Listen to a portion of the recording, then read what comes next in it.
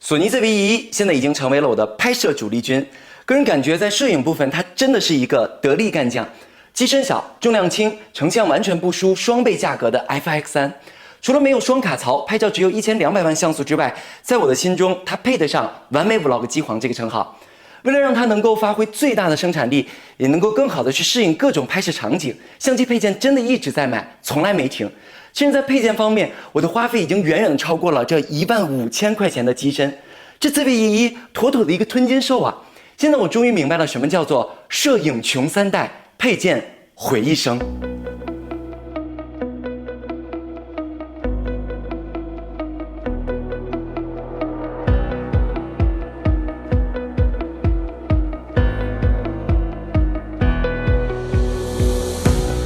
这里是小马克，欢迎大家来到本次更新。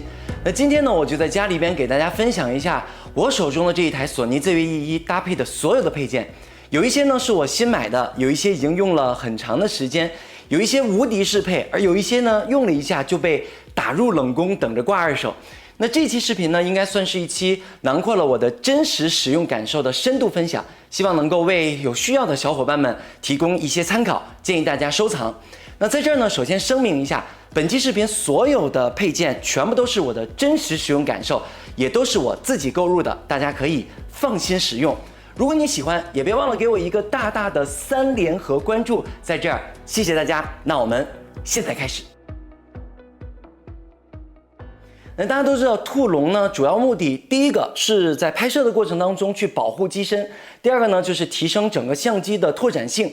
我对比了市面上边为数不多的适配的品牌，最终呢，我下手的是这一款小隼家的全包兔笼。当我在使用这个兔笼把 ZV-E1全副武装的时候，这个 ZV-E1瞬间就变成了一台专业的视频拍摄机。不管是去拍摄很特殊的角度的画面，还是有这种像监视器啊、麦克风上机的这种需求，都可以非常快速的加到这台机器上边。而且呢，这个颜值也整个的拉满，这一点先踩中了我这个天秤座的喜好。那现在大家看到的在桌面上面放的就是这一整套的配件了。那为什么我会选择它呢？就是因为看中了它的一整套的 F22的生态系统。其实一开始在选购的时候，我也被这些什么 F22、F38这些很理工男的数字搞得很懵。那我去看了很多的 UP 主的这个测评之后呢，我悟了。F22是小隼更小更轻的一套快装生态系统。也就是说，在不影响安全性的前提之下，拆卸更方便。比如说，我现在要装上这个手柄，我直接呢这样，咔嗒一下，它就直接装好了。那把它竖过来呢，就可以作为一个这样的提壶来进行使用。如果你平时更多的拍摄竖屏的这种短视频的话，就可以直接去使用这样的一个方案。那因为呢，我平时拍摄的是横屏视频比较多，所以呢，我就专门的为它配了一个这个提壶。那同样呢，也是在这个是它的兔笼这个位置，这样咔嗒一下，它就直接装上去了，整个就融为一体。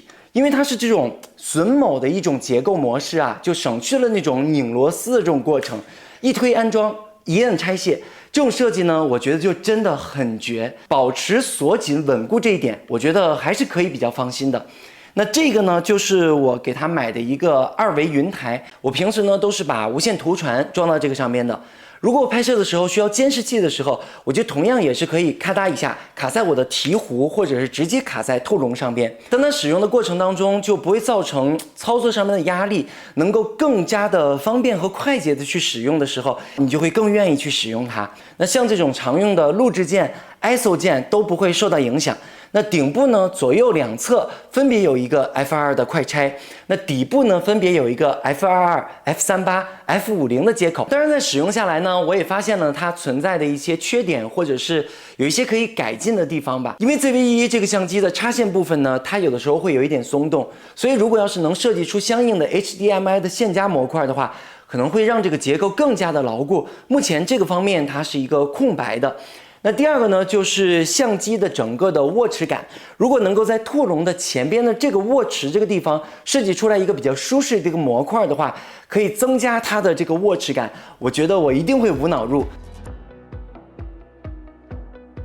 其实 ZV-E1这款相机的屏幕，相比较我之前使用的 A7M3来说的话，它已经有了这个升级。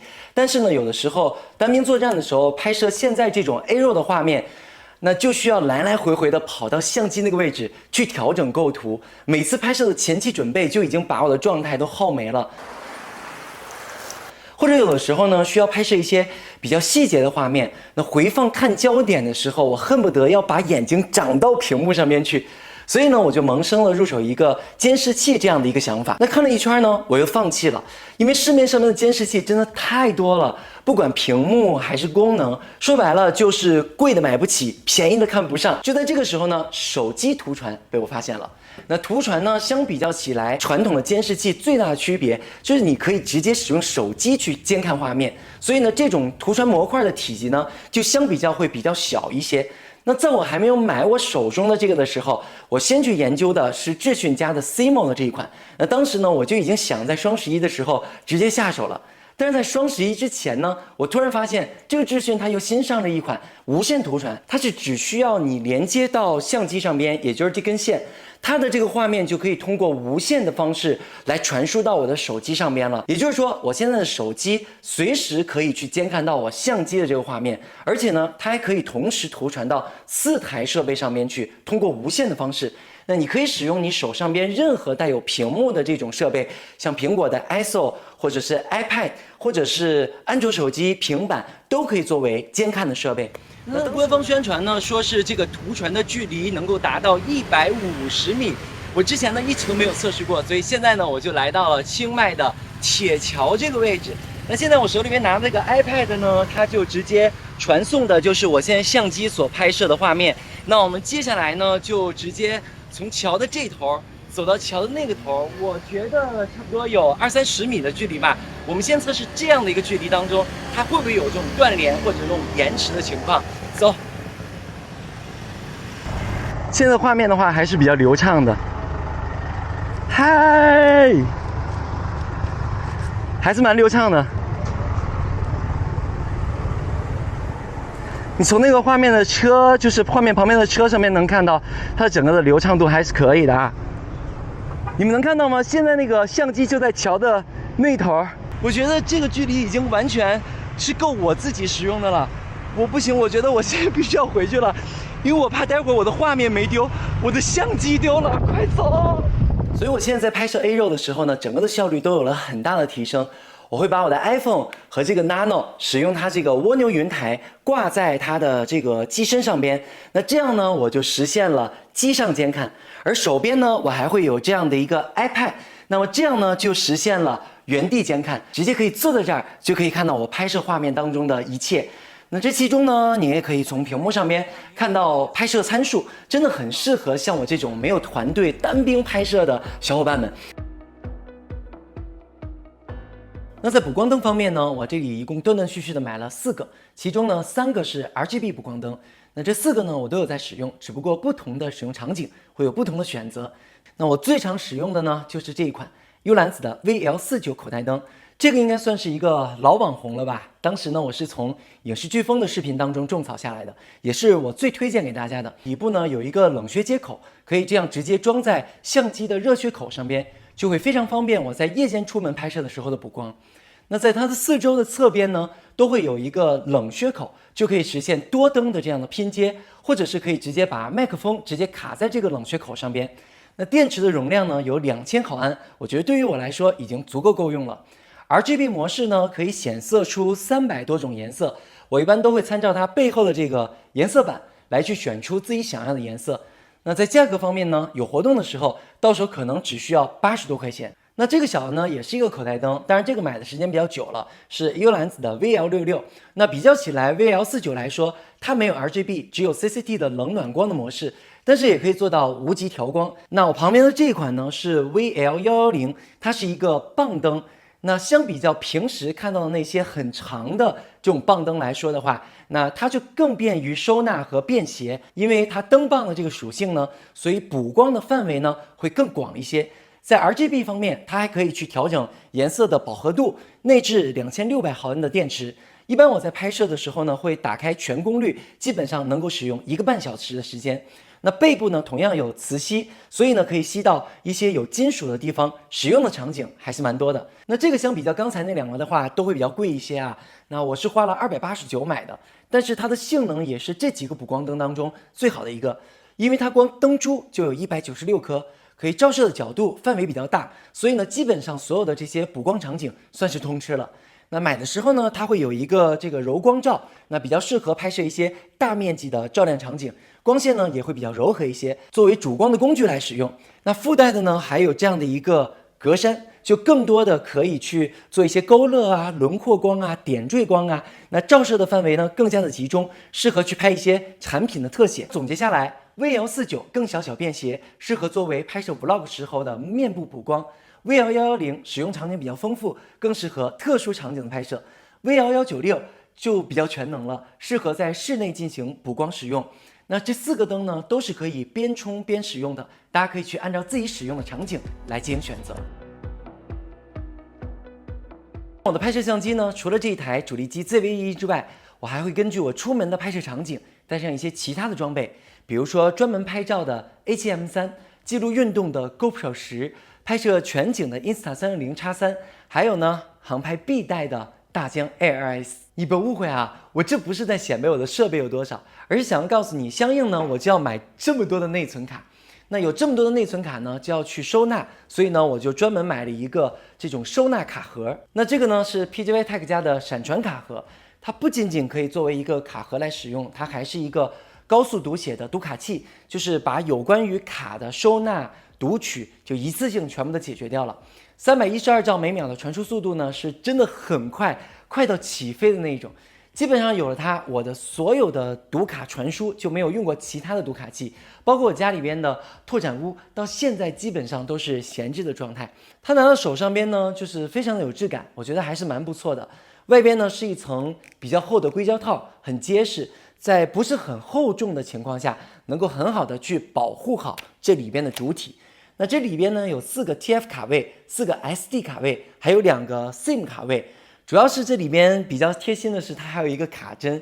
这个玩意儿呢，添加我觉得真的很 nice， 因为你永远不知道你的手机卡针跑到哪儿去了，要用的时候找不到，真的会很抓狂。那这边呢是它的一根这个 Type-C 的数据线。那你就可以直接去插到你的手机啊、电脑啊、平板上边去进行传输。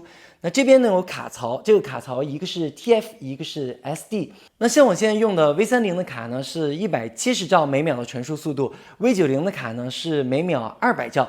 那我专门的用我 V90的卡试验了一下，200兆每秒直接狂飙。那在我买之前呢，也有人说过，就是这种东西的话，一丢丢一盒。其实我真的也很怕，如果真的发生在我身上边的话，我想我当时一定会当场暴毙。所以呢，我在出门使用的时候，我都会把苹果的 AirTag 加上去，就像我的相机上边常年也会挂上一个随时定位，这个问题不就解决了吗？那接下来要分享的呢，就是滑轨部分了。因为我有计划准备在明年去冰岛旅行嘛，所以呢，我在前一段时间的时候就开始非常疯狂的去搜索冰岛的一些游记啊、vlog 啊。就在看到这个国外博主这个视频当中的一个画面的时候，对，就是这个画面，它开启了我想要拥有电动滑轨的念头。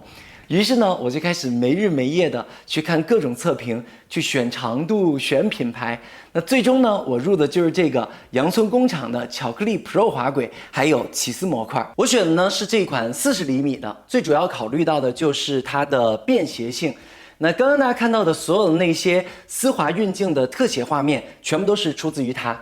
那它有2种的使用场景啊，第一种啊就是它上面会有这个4个支脚。所以呢，你把这个旋钮松开的时候，就可以直接去把它调整到任意的这种高度。它在调整的过程当中的话，会有这个卡尺，所以你是可以去判断这4个脚的这个卡脚的平衡的。那全部打开呢，就可以作为一个桌面的电动滑轨来进行使用。那第2种使用方式呢，就是把它架到3脚架上边。那这种方式呢，你就可以收获到双倍的滑动行程，买40厘米送80厘米。那当然呢，也可以解锁更多的拍摄角度，无论你是这种前后行进，还是左右的滑动，都可以非常轻松的完成。甚至呢，可以去做云台倾斜，像这种上下行进的这种拍摄，轻轻松松，稳如老狗。操作模式呢也是非常简单。第一种呢，就是可以使用它的这个起司模块，直接可以点摁屏幕上边的这个按钮就可以了。还可以呢，在这个地方快速的设置关键帧，就可以实现 A、B 点的来回的行进。那当然呢，也可以下载这个手机的 APP YC Onion， 那就能在手机上边呢进行设置和操作。整个的拍摄的效率就会有非常大的提升。其实一开始呢，我也有考虑过不去买滑轨，而是通过后期制作的时候，通过关键帧变换它的行动位置。但是当我使用下来之后呢，你就会发现，那它的角度和透视关系是完全不一样的。滑轨呢是更有利于保持空间的连续性和提升场景的真实性，营造那种身临其境的感觉。所以这种细微的差别呢，就会给观众带来不一样的体验。那能前期不后期这句话还是有一定道理的。散热风扇109块钱，用上之后呢，我基本上就没有遇到过这种过热的现象了。它是通过这个吸盘这样去安装的，会附送2张这样光滑的表面的贴纸，贴到你的屏幕的内槽里边。那在这个位置呢，是可以去观察到机身的这个温度的。确实，在用上这个风扇之后，就没有出现过这种过热关机的情况。那当这个风扇开到2档的时候呢，在安静的室内仔细的听，还是会有一点轻微的声音。但是呢，我都是把麦克风带到身上的，所以它基本上可以忽略不计。在三脚架上面呢，我们主要看它3个元素，分别是便携、稳定和易用。但是这3个元素呢是没有办法全部实现在一根脚架上的，你只能做出一个平衡。那像我这种呢追求轻量化的拍摄模式，最看重的就是易用和便携这2点。所以经过比对呢，我最终选择的是这款幽兰子的灵巧旅行摄影三脚架。首先呢，因为它是碳纤维的材质，所以重量呢是很轻的，出行携带不会有太大的压力。这一款呢是它刚出的新款，那碳纤维的脚管的部分呢是做了加厚的，所以在拍摄的过程当中，在支撑方面确实表现得非常的稳固。那相比较旋紧式的三脚架来说，这种扳扣式的设计呢就会比较好调节它的使用高度。那像我之前购买的那种旋紧式的，如果你想要调整高度的话，就需要那种拧来拧去的，非常的麻烦。在拍摄的过程当中的话，真的是能减少哪怕1步，都是对效率和拍摄状态的极大提升。我选择的这一款呢是阿卡快装，它的云台运镜呢非常的丝滑，可以调整这个位置，实现横拍或者竖拍模式的快速切换。全部展开，中轴升起来的高度是1.42米，对于直拍我这个1.82米身高的高度完全够用了。那值得一提的是，它的这个中轴的部分呢和其他三脚架不同，那大部分的三脚架的中心是圆形的中轴，那所以这个位置就没有办法很好的贴合。但是这个呢，它这样收起来之后是可以贴合的非常紧凑的，所以装在包上面的话就会很轻松。比如像我平时出门，我就这样竖插在我的摄影包的侧袋，随拍随用，减负成功。那以上呢就是我为大家提供的 ZV-E 配件的清单了。如果你有什么更好的建议，或者是你也有什么样的清单，也欢迎大家在评论区里交流。如果你觉得这期视频对你有帮助的话，也希望能够得到你的点赞、投币、订阅，一键3连。谢谢大家，这里是小马克的频道，我们下期再见，拜拜。